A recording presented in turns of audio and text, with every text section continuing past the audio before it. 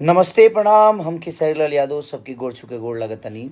श्री श्री 108 श्री चैती दुर्गा पूजा के समारोह ढाका मोड़ बांका बिहार और द्वारा आयोजित यह ई कार्यक्रम बहुत पहले भी कैले बनी हम और फिर से आवत निरो सबके बीच में।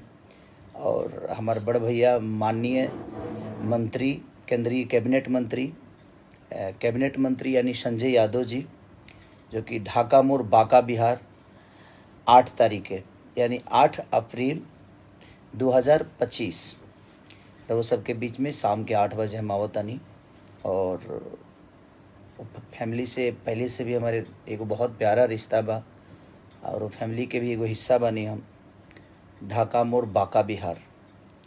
तो संजय भैया को ढेर सारी शुभकामना और माँ दुर्गा के ही आशीर्वाद वह सब बना रहे और हमारे बड़े भैया संजय यादव जी पर बना रहे। तो हम आ रहा बनी 8 अप्रैल 2025 के रउआ सब के बीच में ढाका मोड़ बांका बिहार माई दुर्गा के मंदिर पर।